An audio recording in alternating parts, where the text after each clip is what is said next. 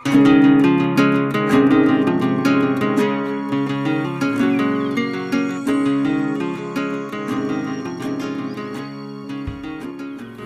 di video kemarin kita sempat membahas tentang serba-serbi pengalaman saya saat beternak ayam kampung yang menurut saya secara pribadi, semoga teman-teman di luar sana tidak mengalami hal yang serupa dengan saya yang beberapa kali sempat rugi ya.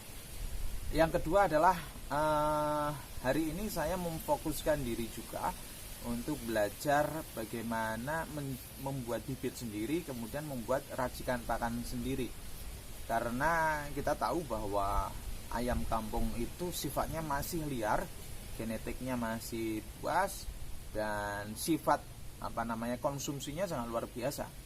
Kalau teman-teman tidak bisa mengkondisikan nilai pakannya, jangan berharap teman-teman mungkin bisa mendapatkan untung ya.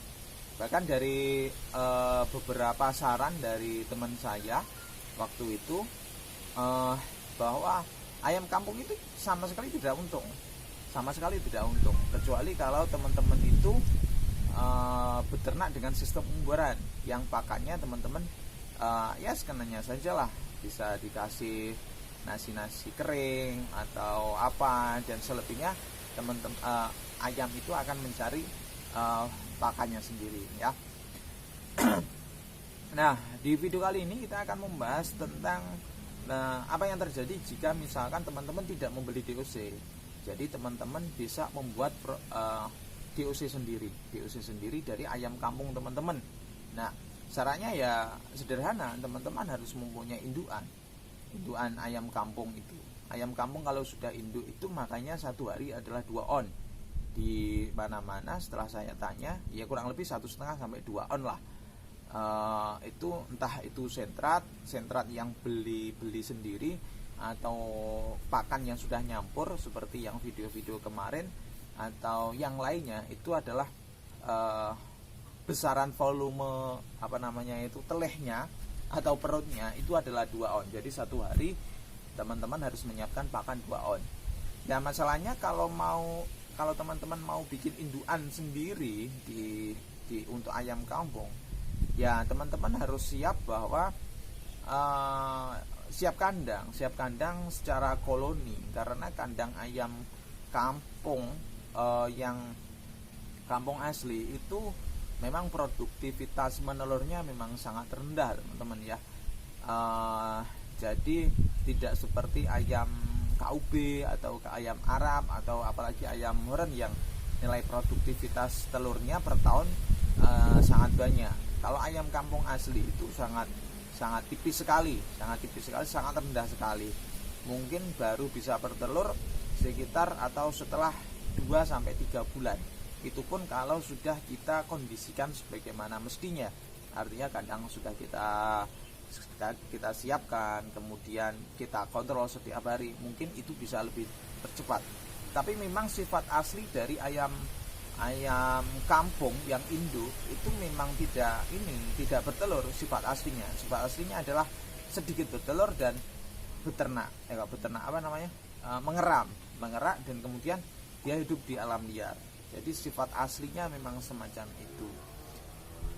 Maka sah-sah saja jika sebenarnya teman-teman sudah punya resep dan kebetulan di rumah sudah punya induan sekitar 15-20 ekor lah misalnya. Saya sebenarnya di belakang rumah juga masih mempunyai 20 ekoran induk, tetapi sampai saat ini saya masih terkendala untuk masalah kandang karena belum bisa saya belum bisa saya kolonikan. Misalkan 1 ekor ayam jantan itu menguasai 5 ekor betina. Kemudian dari hasil telurnya itu nanti teman-teman tetaskan sendiri gitu ya.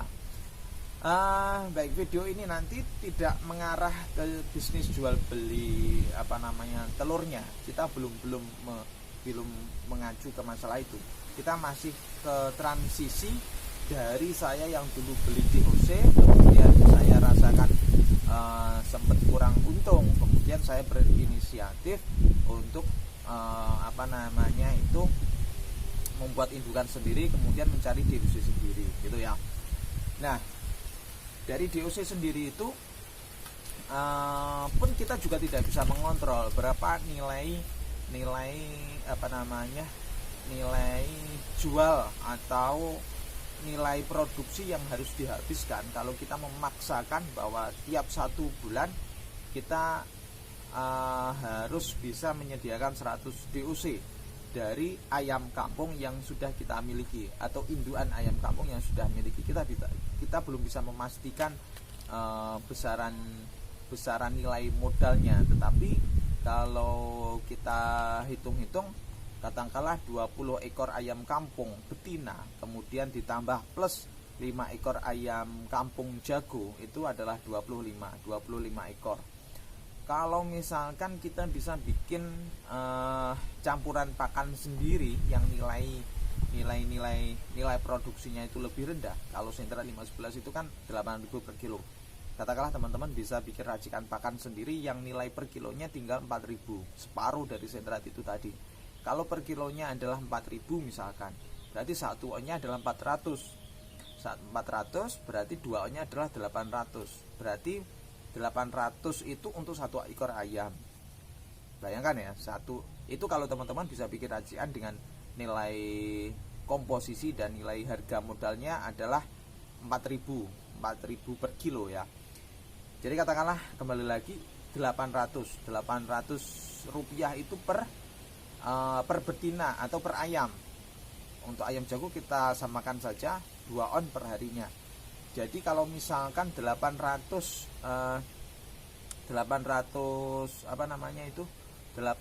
rupiah per ekor, berarti kali 25 berapa?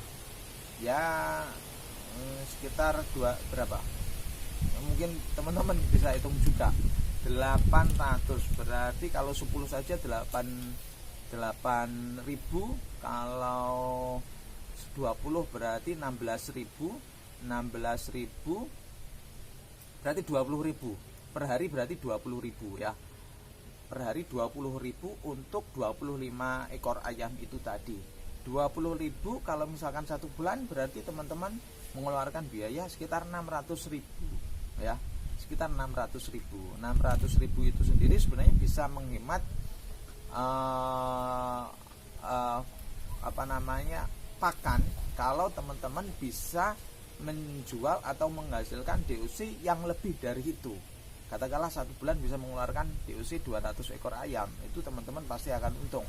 Tetapi kalau kurang dari 100 ekor DOC yang bisa dikeluarkan, kemudian teman-teman besarkan sendiri, kemudian teman-teman meracik pakannya sendiri, ya jangan harap teman-teman akan mempunyai banyak untung ya. Maksud saya begini teman-teman, bahwa dalam setiap jenis usaha kita biasakan untuk melakukan penelitian atau kita biasakan untuk mengamati, meriset, kemudian setelah itu kita akhirnya mempunyai pakem atau kita mempunyai teori yang nanti itu kita jadikan landasan untuk pengembangan lebih lanjut ya. Jadi bagi saya, kalau misalkan DOC teman-teman itu sudah bisa menemukan jalan keluar, yakni membuat indukan sendiri yang teman-teman juga sudah punya kandang sendiri, faktor yang menentukan lagi adalah pakannya. Kalau misalkan dari pakan 4.000 per kilo hasil racikan teman-teman itu terlalu mahal, teman-teman harus bikin racikan sendiri lagi yang mungkin harganya lebih rendah ya, kurang lebih ya mungkin katakanlah 2.000 ya. 2.000. Kita tahu kalau di sini harga jagung kering saja, harga WC jagung itu harganya 4.000 per kilo. Belum lagi dedaknya, belum lagi karaknya, belum lagi campuran-campuran protein yang lain gitu ya. Jadi sebenarnya bisnis ayam kampung itu begitu agak rumit. Satu, karena komposisi pakannya. Sebenarnya komposisi pakan apa saja sebenarnya masuk. Cuman kita kan karena yang kita pelihara ini adalah indukan, kita harus menjaga nilai proteinnya sehingga menghasilkan kualitas telur dengan nilai tingkat menetasnya juga tinggi, biar kita juga tidak rugi terlalu jauh. Jadi sekali lagi teman-teman, kita berbagi pengalaman saja. Apakah teman-teman yang sudah untung dalam proses ternak ayam kampung ini mempunyai skema yang kurang lebih sama dengan saya? Apakah nilai titik lemahnya itu betul-betul di faktor DOC-nya, kesiapan DOC, kemudian kesiapan pakannya yang belum bisa menemukan alternatif pakan yang kalau misalkan itu dikasih pakan bisa lebih cepat dan sebagainya ya.